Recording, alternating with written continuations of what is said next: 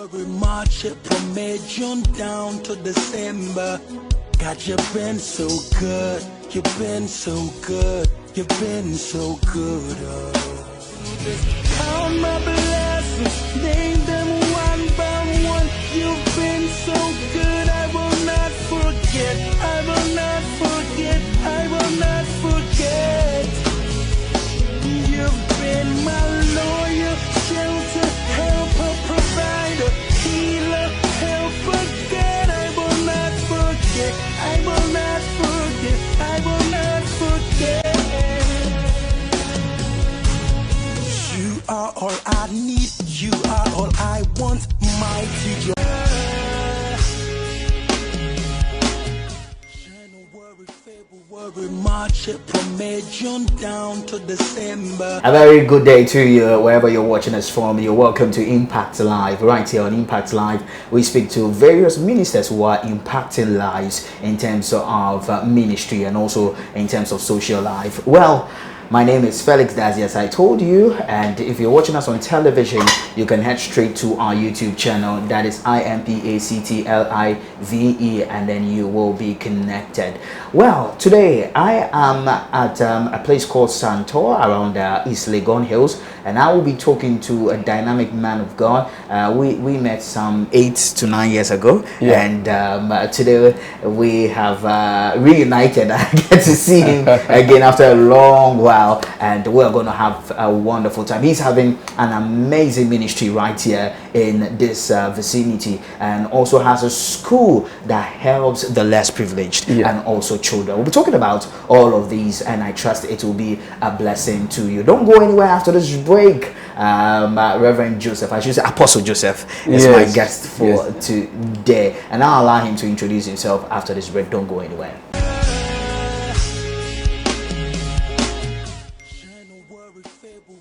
March, April, May, June down to December.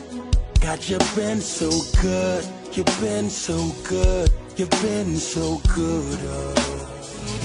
Count my blessings, name them one by one. You've been so good. I will not forget. I will not forget. I will not forget. You've been my lawyer, shelter, helper, provider, healer, helper, God. I will not forget. I will not forget. I will not forget.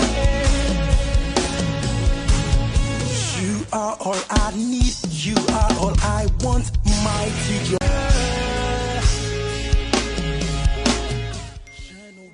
February, March, April, May, June down to December. Welcome back from this break, and you saw the amazing work he's doing with the school, and then we zoom straight into action. This is where we are. We are at the school, and I'll allow him to introduce himself and what he does. Well, Asaf Joseph, welcome. Yeah, thank you. Oh, you should welcome me. Yes. Good to see you. Good to see you too. How are you doing, sir? Good. Right. I'm Apostle Kyei Joseph. Okay. The General Overseer of Baah International School and Baah Chapel. Okay. International. Okay. Baah International School and Baah Chapel. Okay. All right. Yeah. By God's grace, we've been into the ministry for the past 20 years. 20 years? Yeah. And how has it been so far? Oh, it's good. It's good. Grace, yes. All right. The grace is taking us on. The grace is taking you on. Yeah. All right. Let's zoom straight into action, Apostle Joseph. And I want to find out, did you grow up in Accra? No. Okay. I started my childhood at Dadieso, Shaman Dadieso in the Western region. In the Western region, yeah. Okay. So you are in Zima, right? Or? No, I'm Achimbegro. I'm from Achimbegro. Achimbegro. My parents lived at Dadieso. They went to have their life at Dadieso, Shaman, and so that was where I was raised up. Okay. I completed my SHS at Dadieso, Shaman. Okay. Yeah. All so right. That's how I started life. But you know, life is in its twists and turns. So, due to certain reasons, I came to Accra. You came to Accra? Yes. which year did you come to Accra? Well, that was 79. Sorry, 97, right? 97. Yes. Wow. 97. Oh, then you've been in Accra for long. Yeah. 20 something. You're 25 to 26 years. 97. 97. So, Okay. when I came to Accra, it's like I joined this Bangal work at Harbour. What's Bangal work? You know, we used to carry when they import something like fertilizer, rice, or maybe tuna when they bring them abroad. We normally load them. Stackers and yes, those things. Okay. So we joined the Tema Harbour and we were doing those things, but it did not help. It did not help. It did not help. Okay, but let's talk about life in Dadieso. Why did you decide to move from Dadieso and then relocate to Accra? The way you laughed, I'm sure there's a story to it. In fact, there is a very deep story over there. In my youthful age, I led a wayward life. Okay. And in fact, I realized that if I don't live there, I will eventually end up my life based on the advice my parents gave me. They told me to leave Dadieso to my hometown at Shimbegro. And in fact, I heeded to their advice and I moved to Begro. At Begro, in fact, I wasn't having any job to do there. I called my uncle who is in Accra here that I want to pay him a visit. Okay. When I came, by then I still followed friends and went to all sort of bad life, as in drug addiction. At that time? At that time. We're still talking 97, 98? Yes. Okay. Yes. 96, 97, 98. 96, 97, 98. Yeah. Okay. No, I received Christ somewhere in 98. 98, yes. okay. So 96, 97. 96, I was in Dadieso. Dadieso, okay. Yes. I completed my SHS the year 95, 94, 95. So from there, I started working with the BBC. A produce buying company now, cocoa, what do you call it? Cocoa depot, Dadieso cocoa depot. I was working with them. When they changed the depot keeper, Gabienu, I lost my job. So what they sacked you? Yeah, because it was Mr. Gabienu who employed some of us at that time. Okay. So we were enjoying life at Dadieso. But when they was paying, yeah? Yes, I was having a very good pay. But when he was taken from me, was transferred to another station, I lost my job. Okay. And I started following friends, doing all sort of some bad businesses like Indian hemp and those things. Were you selling them? A friend introduced me into it. Okay. So and you started selling? The friend was selling. Oh, okay. And along the line, I joined him, I supported him. At that time, I was very young. And so my parents told me, no, you have to live here, then go to Chimbegro, and then probably you continue your education. And I took their advice. When I went to Begro, I was not getting any job. And I informed my uncle. I called my uncle that, in fact, I'm suffering. I have to come to Accra. He also accepted me. And I came to Accra. I still followed other bad friends. And finally, I went into a serious trouble. In Accra? In Accra? Yes. Okay. Yes. Okay. Was it before you started the work at the harbour? No. When I came to Accra, I went to Ashama. Ashama? Okay. Ashama. So I was living at Ashama, Newtown. How did they used to call you then? Well, Ashama was not having any name, but at Dadieso they used to call me Jack Moro. Jack Moro. They used to call me Jack Moro. Jack Moro. Jack Moro. Yeah. So in the SHS, wow. In fact, like fighting, all sort of bad attitude. Were you hardcore? Hey. No, you're hardcore. Hi. Who got Jindro for Amadi Brana? It's like, did you go for? you know, at your youthful age, you need to at least face your friends who try to challenge you. Exactly. So you can imagine that. And nobody dared tempted me to get me down. No. Because if you try, you fall flat. You fall flat. Yes. Are they surprised? Those you attended school with, are they surprised when they look at your life now? That's why they called me. Yeah. In fact, when I left that DSO in '96, I did not return to that DSO till date. Till now? Yes. You've not returned there? Yes, I've not returned to that DSO. Wow. Because I left a very bad name over there because of the kind of behavior and attitude. Because I used to fight. If I fight, I hurt people. So, is there any lesson there in life that you've learned? Yes. Yeah. Yes. The lesson I learned there is that that kind of bad life I led over there, we lost everything. We had to leave. I had to leave that place. All that I toiled for, I lost. Why were you on a chase? Were they looking for you and all that?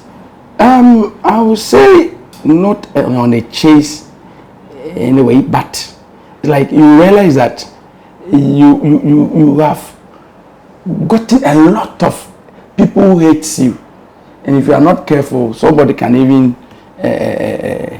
kill you or something like that. So that's why my parents decided to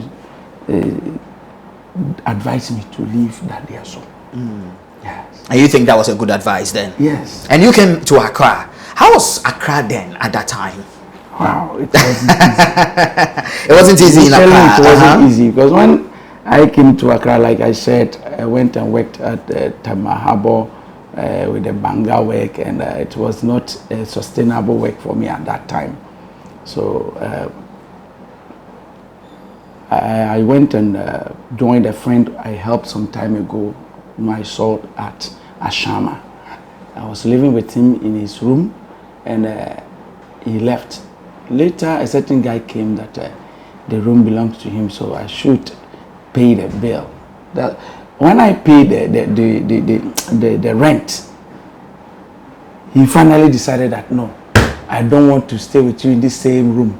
Leave my room for me. And I said, okay, give me my tenancy fee that I pay. Oh, you were in the same room with the guy, and he left. Yes. And another guy came that the one I met is not the one who rented the room.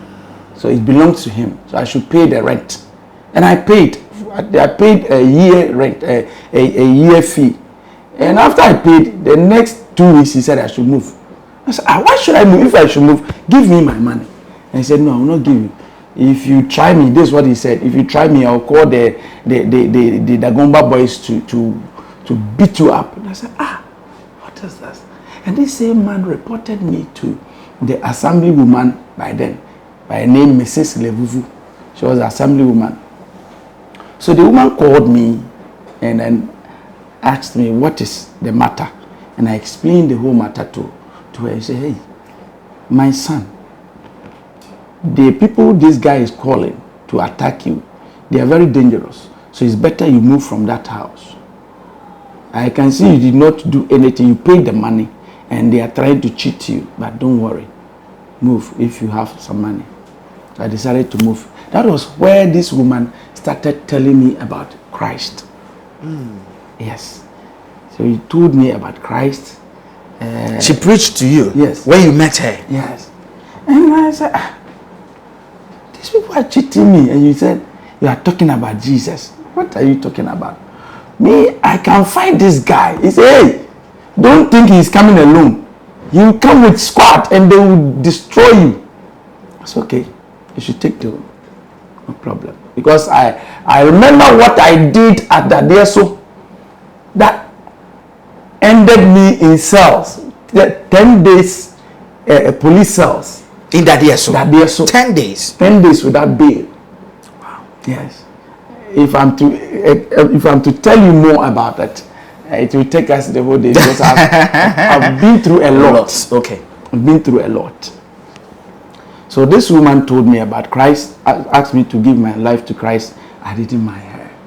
She kept on chasing me, coming to my house, coming to where I live to tell me about Christ. At that time, have you moved, or you were still there? I was still there. I was still there. And I told the guy, I need my money before I move. So the guy too was staying with another person, but he wanted to take money from me. So I realized he wanted to cheat me, so I didn't want to move. But this woman, Mrs. Levuvu, used to come to the house, ask about me. When I see her coming, I'll lock the door up and then hide myself. So one day I decided that, okay, let me visit her church, for once for her. So me going there was to just pay visit because she's bothering me about church, Jesus, and those things. But do you know what? When I was going there, I was fully armed with some amulet and things on my waist and so many things. All with a point that if I get there, I will be able to maybe get some of the rich men's daughters and then get them charmed so that I can get some money from them. Wow. Look at the bad thoughts that you had. You had stuff in your... Yes, because those things that I used to do at that day, so there were some of them that were with me. I did not leave them at that day, so you can imagine that. But you know what? When I went to the church, but then it was Fountain of Life Missions, Community 9. When the pastor was preaching, it was as if they told him every story about me. While this man was preaching, it's as if they were pouring some hot or cold fire, some coal of fire on me, or some hot fire. And I wanted to get up.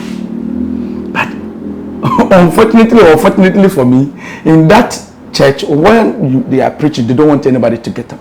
Because I wanted to get out of the room and then leave them. But when you want to get up, the usher will tell you, sit down. You make this action, sit down. So I tried to endure all the problems I was going through. But at the end of the preaching, the pastor said, if only you will give your life to Christ, He will save you. He will deliver you from all those bad life you have led. That's what the pastor said? Yes. His name is Reverend Ansan Asiedu. Okay. Reverend Ansan Asiedu. So, in a summary, he said, give your life to Christ now before it becomes too late for you. Because you don't know what will happen to you the next few hours.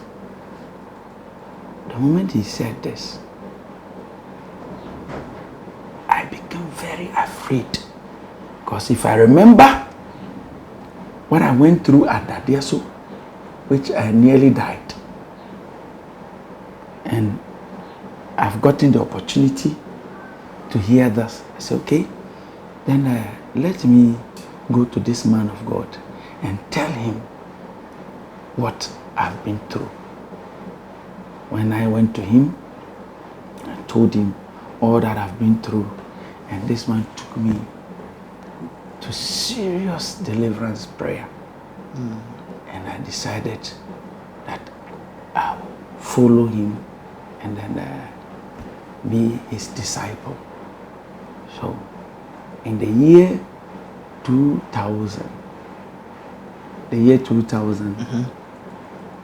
Reverend Ansan Asiedu brought me to East Legon and took me through training.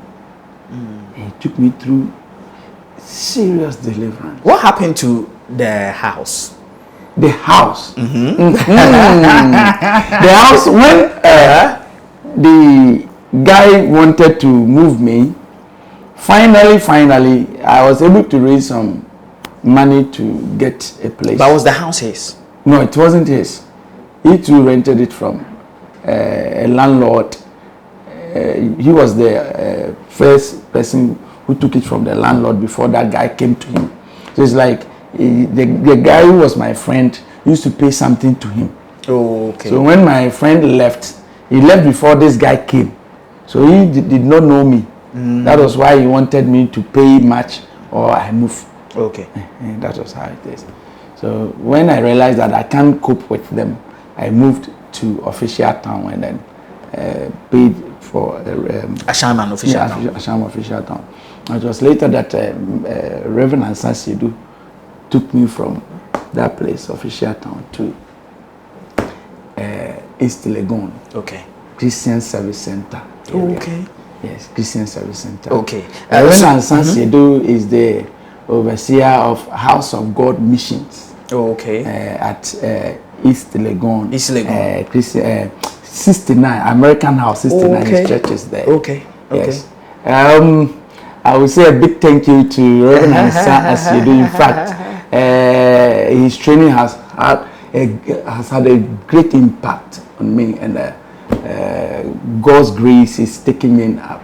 So wow. I'm very grateful. He and then Mrs. Ansa Asidu. Wow. So they trained you? Yes. Okay. Yes. What were some of the trainings they gave you that has actually helped you till now? Evangelism, healing and deliverance section, and then he took me to Agape Bible College. Agape, okay. Yes. So Whitcomb. Yes. Okay. Richard Whitcomb. Yeah. Richard Whitcomb. And aside that, the assemblywoman, Mrs. Levuvu, also took me to Bible Domata Ministers training from USA. The name is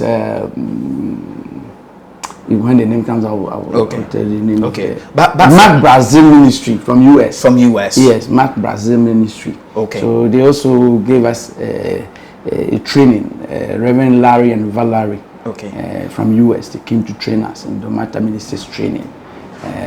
So after the training, they also help us to inaugurate Baah Chapel, the ministry I'm in charge now. You're in charge now. Yes. Okay. So, so you started with Reverend Asidu. Yes. Right. At that time, he trained you and he took you through some deliverance. Was it because he took you to take you through this deliverance? That's why you entered ministry, or you were interested in ministry already? Good. It's a very good question. After I received Christ. Okay.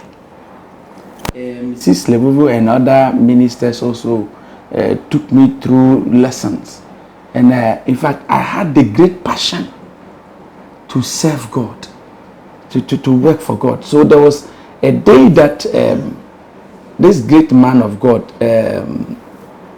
Ronnie Moodley, he came from South Africa to do a big crusade, I think at Christian Village. And I attended this crusade. And that day, I was the only person this man called at the crusade. And then he prophesied about me working for God. At that time, I didn't know I'll be working for God. I didn't know I'll be going into ministry. So through that prophecy, it also gingered me to step into ministry in faith. So that's another area that gingered me. Okay, that area gingered you into ministry. Yes. Interesting. For someone to do ministry, what are the ingredients that the person should imbibe into himself to do well in ministry? Well, I will say it depends on the type of calling that you have. Because depending on what God is leading you to do. Being successful in ministry doesn't mean you have thousands of souls, or you have fleet of cars, or you have a lot of people serving you.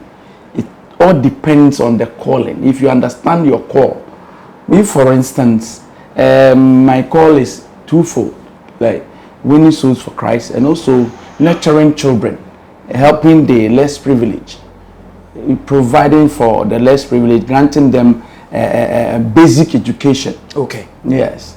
So that is what I am into. Okay. Providing children with basic education. Yeah. Okay. Okay. What is it that you have about children? You are passionate Yes. about children. What is it about them? If you read the book of James chapter 1 verse 27, the Bible says the religion that God considers as what pure and holy is to take care of the orphans and widows, and to exempt yourself, get yourself out of the worldly corruptible things. Okay. Yes, and so it's like that passion. I would say it's divine that I have to help the less privileged. Okay. Yes, you see, and it is biblical that that is what God considers as pure. As pure. So when I started that, by God's grace, we've been able to provide basic education for a lot of children, the street children, the orphans, the less privileged, a whole lot. Okay. Some even have completed university. Some are working in the bank. Wow. I think. And you took care of them. Like Yes. That. Wow. Yes. But was it God telling you, or it's just a passion that you followed? Was it an instruction from God? What is? How do you consider that God is telling you, and what do you consider as a passion? You see, in ministry, there are so many ways that God speaks to us. Okay. Some through inward witness. Some you may have the passion, some audible voice. You understand? Some through vision. So with mine, I had a vision that I was catering for children. You had a vision? Yes. Okay. A lot of children that I was catering for. And had you started the church by then? No. Okay. No. Like, I saw myself at a certain place, and like, even I saw a child who is dead, but I got there and I prayed the child resurrected. Wow. And I saw a child who was amputated, but when I got there, I held the child's legs and the legs grew back. And wherever I go, I see myself, children coming around. And so then this is what God is leading me into. Okay. Aside that, I see myself winning souls for Christ and those things. Yes. Pastoring a church. Wow. Wow. That was the vision you had. Yeah. And you decided to launch into it. Yes. Okay. Yes. Okay. Were you skeptical about starting a ministry? Yes. yes. Considering I didn't even want to step into it. Why? I didn't even want to step into it because it's like, why should I step into ministry? I saw myself that probably it's not the right time. That's what you saw. Yes. You imagined. Okay. But in that same time, a lot of people were following me. I used to gather people, witness to them, and then God uses me to bless them. Some get their instant healings and those things. So Reverend Larry and Valerie decided that with the number of people that God has brought under your feet, let us inaugurate a church for you to handle. Because God is leading you into ministry. You can't leave them to scatter. Okay. Yeah. So that's how you. Yeah. Okay. All right. So starting ministry, was it difficult? Was it challenging? It's very challenging. The way you said ish. How challenging was it? You know, when I started, I had no sponsor. It's like I have to do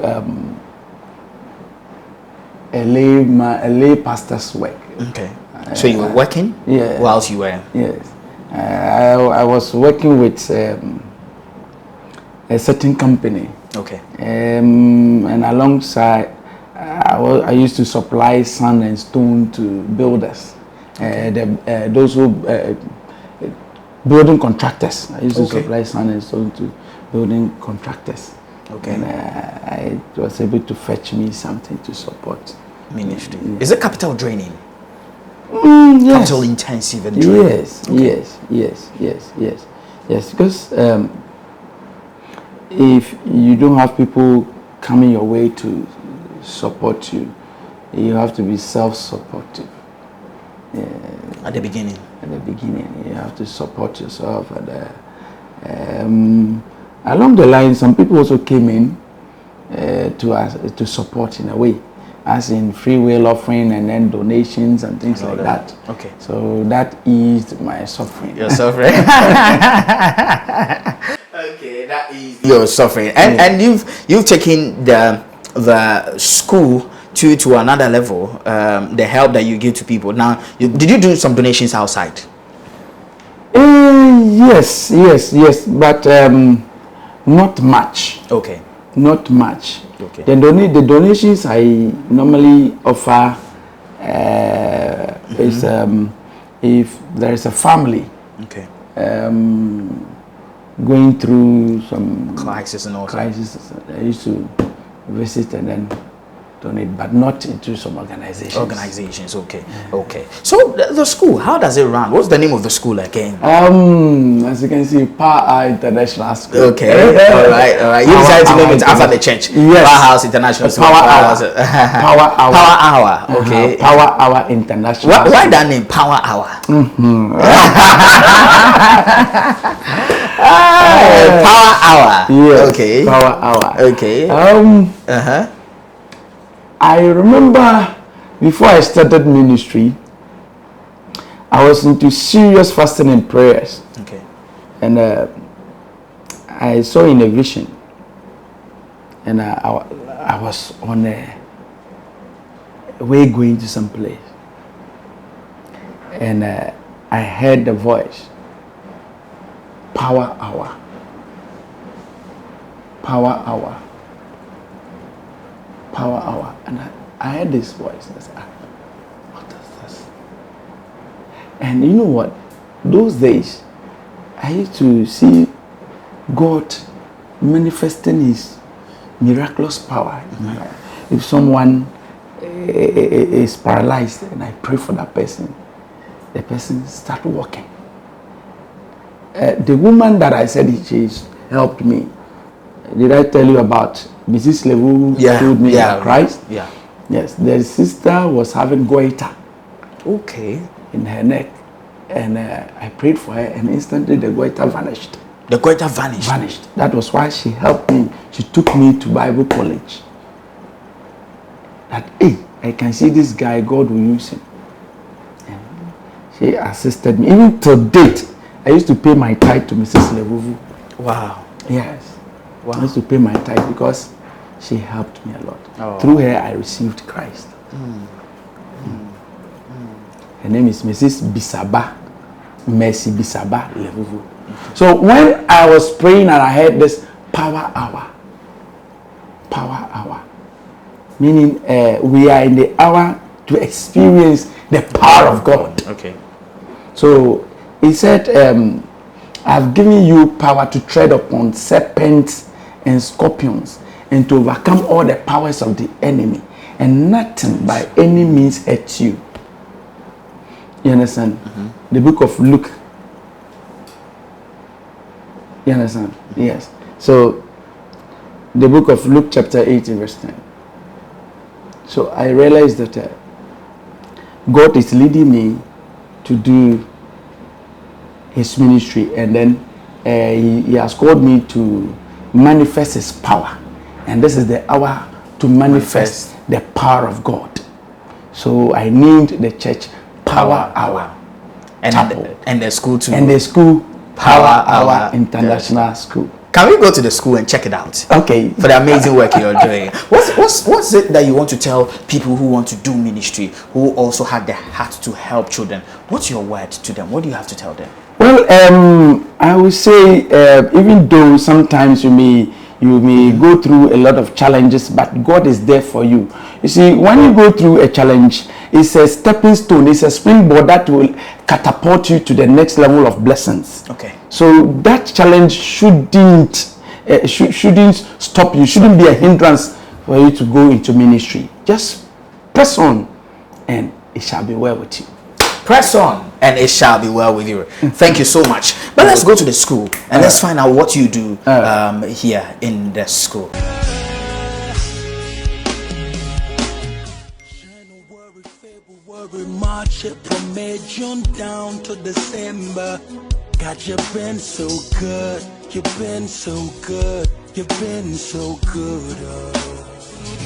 Count my blessings, name them one by one. You've been so good. I will not forget. I will not forget. I will not forget.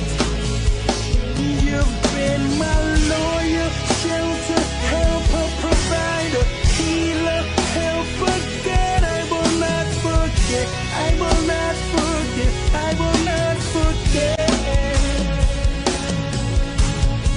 You are all I need. You are all I want. Mighty God. January, February, March, April, May, June down to December. So we're in Power Hour School, okay? So we're checking things out. Yeah. All right.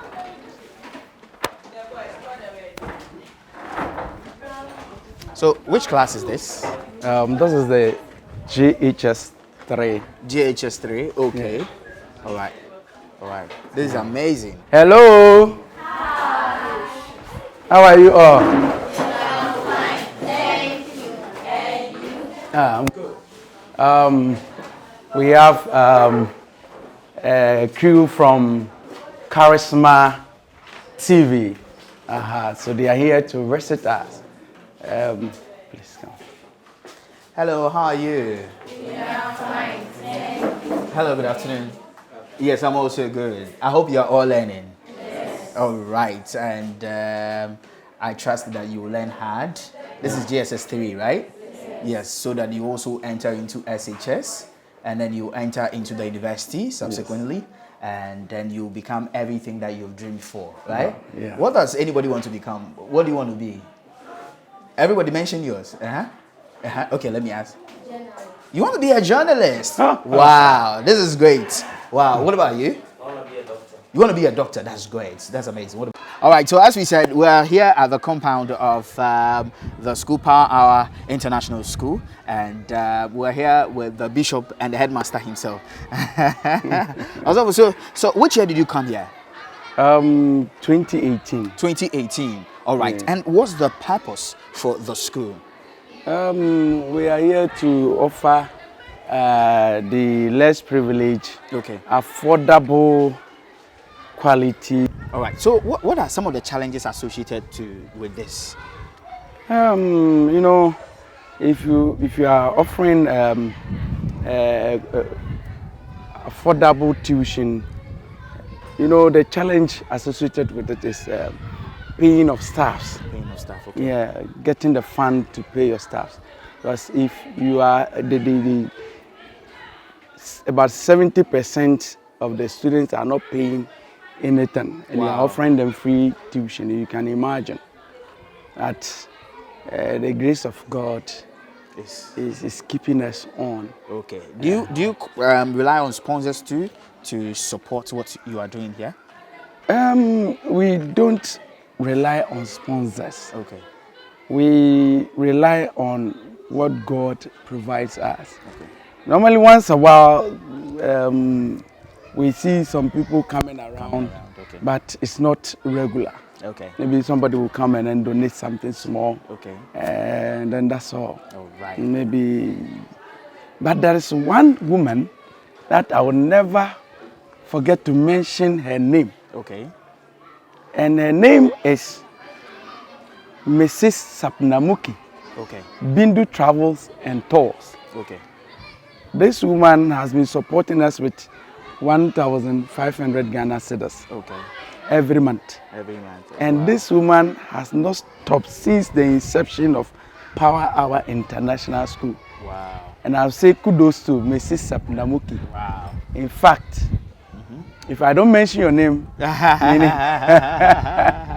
that's a great initiative. Bindu Travel and Tours. Okay. She is the CEO Okay. of Bindu Travel and Tours. Okay. All right. All right. She has been assisting with one teacher's salary, which is 1,500. All right. Okay. So let's take a look at the facility.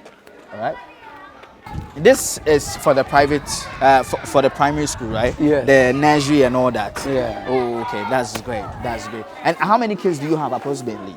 In all, we have a population of about 260. 260. Yeah. Okay. All right. And how are they doing? As you can see, the grace is keeping us on. Okay. The children are also happy. The parents are also happy the way we treat our kids in the school. All right. Yes. All right. Managing children, how is it like? What are the dynamics involved? Well, I would say it's good. Okay. We really appreciate this opportunity to cater for kids. For kids, okay. Because I would say it's a ministry of its own. On its own, yeah. So if you don't have that passion, you wouldn't be able to do it. Some people see it as a very stressful venture. Exactly. But to me and my staffs, in fact, we are good at it. You're good at it. That's great. That's great. So, what's your final advice to those who are watching us, and how they can contact you in case of anything? Like I said, my name is Apostle Kyei Baah Joseph. Okay. In case someone wants to contact us and support us, my contact number 0246 Okay. 503161. Again, sir. 0246 Okay. 503161. All right. Yes. All right. Thank you so much. All You're right. welcome. You wanted to add something? You wanted to say something? Yes. In fact, to support children have a better future, I will advise that if you are not into operating a school, and you see children around who are in need of people's support, whatever way or whichever way you should assist that child, you should do so. Exactly. Because there is a great blessings in supporting children. There's great blessings in helping children. Because children are future leaders.